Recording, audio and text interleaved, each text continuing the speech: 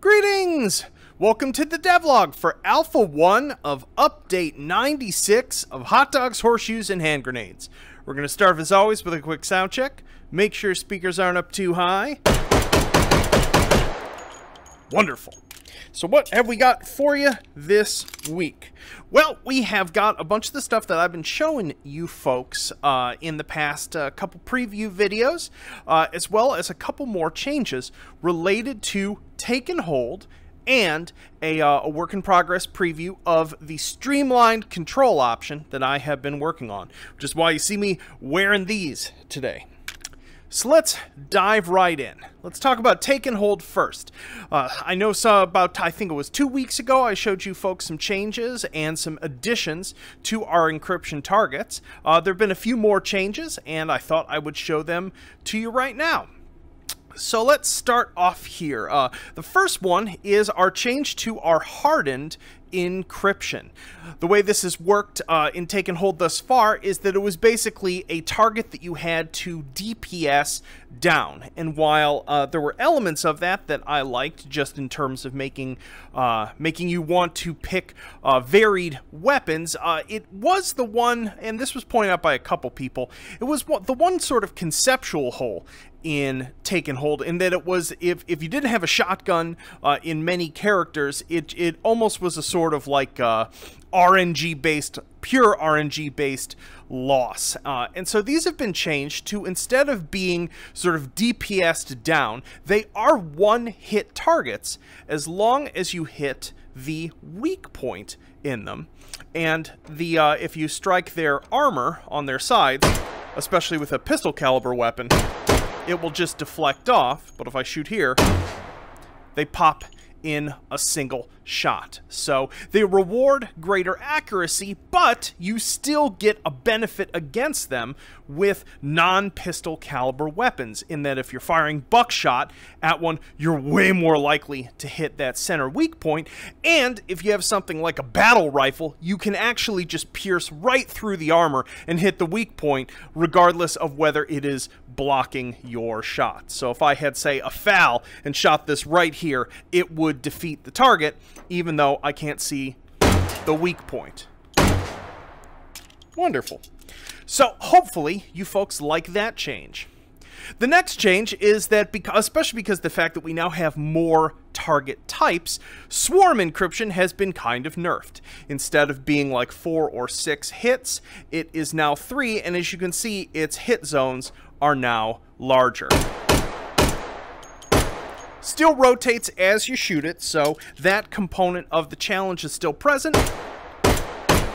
It's just a little less vicious now, especially dealing at range with it.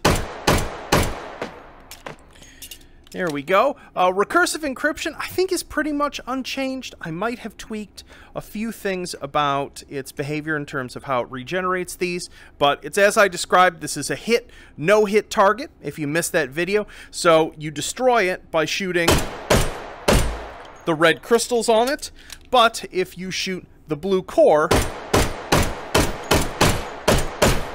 you will actually regenerate the crystals. So don't just fire buckshot at this clumsily.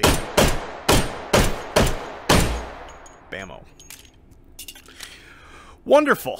What else? What else? Stealth encryption has been changed. As you can see here, we see more than the rim of it when it sort of glitches, and I sort of made its glitch a little brighter so it's a little easier to see. As you can see there. WAP.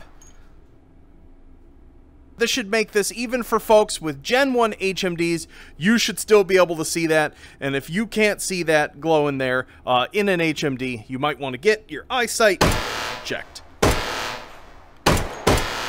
Sort of like playing a game of memory, where you sort of see them all sort of cloak in and have to remember where they are, or wait a couple seconds till they reappear.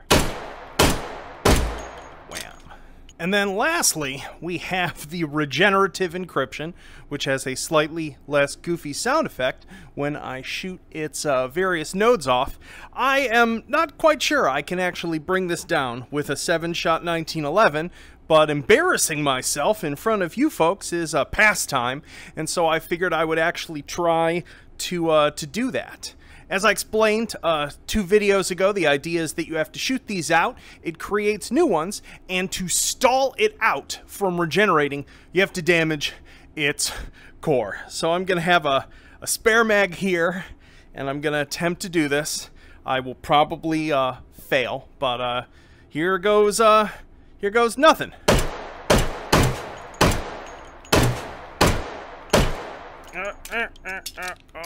That's not going well. Oh, and it reset. Okay, you know what? Let's see if we can actually get these in more favorable locations, which is absolutely a strategy for this. So, have our mag ready. Let's try this again. And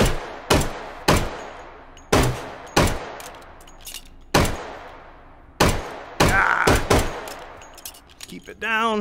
Oh, it's not going to work. Let's try this with slightly more ammo in our pistol. All right.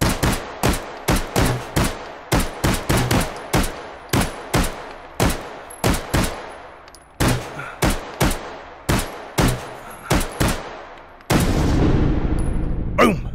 Got it. So yeah, I imagine if someone actually had a laser pointer on their gun, or was just a little more practiced or warmed up than I am, that it would be possible to do this with a 1911. It would just not be terribly fun. So, anywho, it's a boss level encryption, so I do not mind that it is that difficult. Moving right along, the other big thing that is in this update is that we have a new option in the options panel. Note, this is very work in progress, which is why this is in an alpha. If we come over here, we have a streamlined control mode option. This is designed for those of you with controllers that have 2 face buttons, so like an A, B, X, Y, and a joystick who specifically use twin stick locomotion. If you don't use twin stick, this isn't really necessary. So it's designed primarily for that, and what it does is it remaps weapon function to the A and B buttons, and your joysticks 100% of the time control locomotion. This does also work for the index controllers, despite the fact that we have a thumb pad as well. I know some people either they have large thumbs or they hate the thumb pad, don't want to use it, and you can do so. So if I click over to Streamlined here, nothing about my locomotion changes. I'm still using sticks. But in the case for this, instead of using the thumb pad, and you're going to have to trust me because you can't see my hand, but if I click the, I believe it's the A button, it's the one that's the lower of the 2 face buttons, we'll eject our mag. And if I click up for pistols, it's toggle safety or fire selector. So you now have an option to completely avoid the thumb pad or using a stick for your weapon and object manipulation. Also, things like spawn locking utilize the B button, same with the grab ray, like so. So I don't have to click the stick or the thumb pad to do this. So yeah. Note, that does mean that there is certain weapon functionality in this control mode that is not available. I do not have a button for releasing or catching the slide lock here or manipulating its hammer. It's just the nature of having a limited number of buttons. But remember, if your slide is locked back with any handgun, if you drop your mag, you can, of course, grab the slide to rack it or rack it, come on a physical object. So yeah.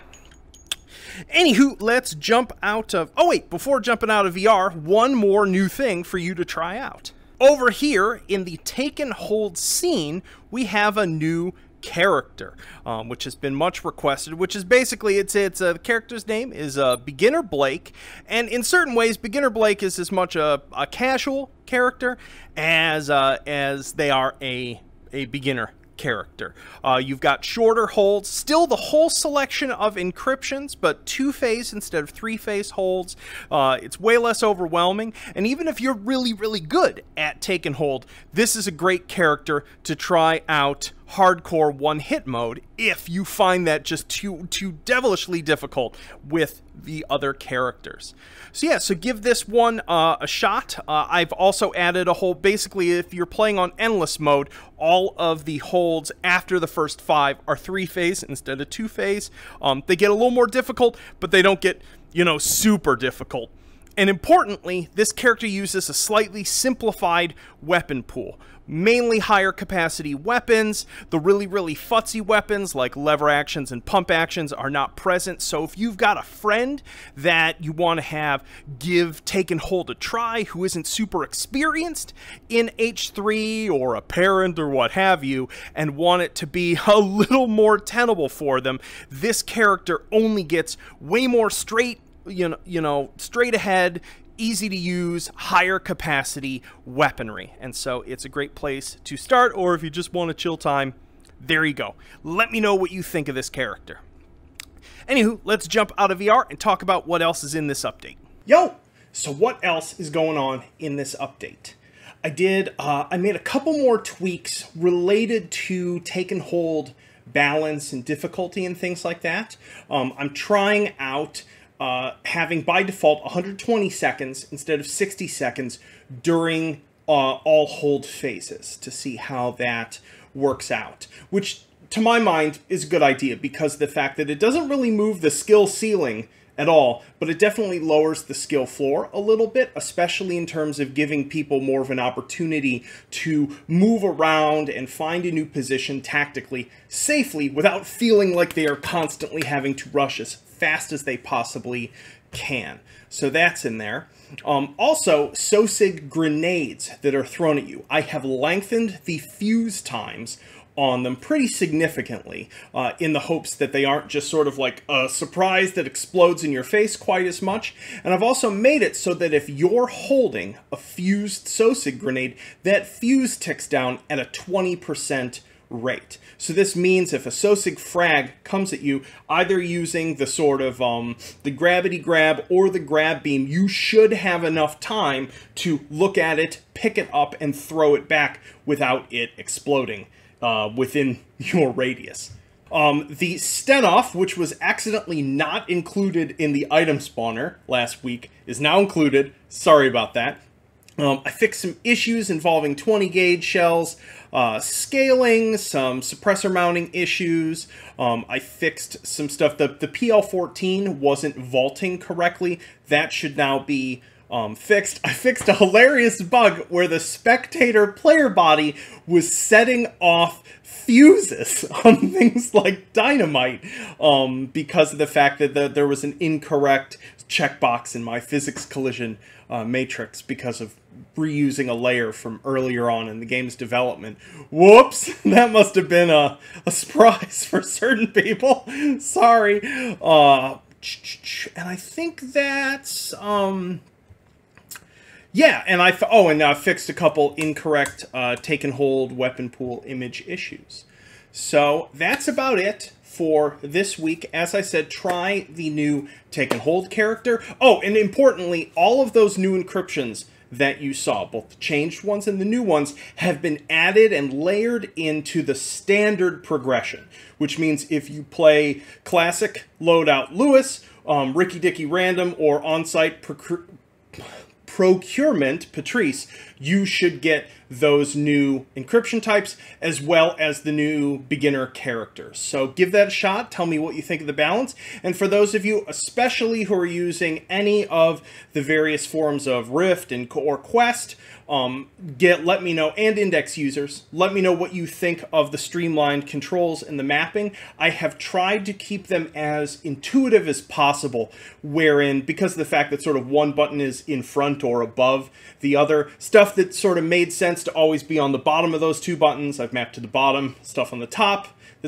but it is going to take a little while to get used to, especially because, and I was a little shocked by this when I saw it, there are something like 45 or 48 unique object control schemes in this game, or sort of classes where buttons do something. It was sort of eye-opening. I was like, oh, no wonder this game takes so long to learn. And I do have some ideas on sort of actually surfacing those mappings directly to the player in a convenient way. But until then, if you want to know what the mappings are, refer to them, there is a pinned thread in a new section of our Steam forum called Feature Specific, and there's one specifically for the Streamlined controls. If you have comments or questions about the Streamlined control scheme, please post them to that thread specifically, especially for this first week of trying this out, and hopefully it all works. There are a couple things that are just completely impossible to do that I do intend to add in. Like right now, you can't change any of the scope settings or red dot sight settings in Streamlined control mode, but I plan to fix that soon by changing the way some of that menu works. Whew, enough rambling, and yeah, so let me know how that all goes for you folks. This is on the alpha branch, and remember, if you don't know how to switch over to the alpha branch, you right-click the game in Steam, go down to Properties, Betas, hit that drop-down, select Alpha 1. You may need to restart Steam to like kick it in the butt to get it to download. Yeah, and then you'll be on the alpha branch. So, anywho, I hope you all have a wonderful weekend, and I'll see y'all soon. Peace.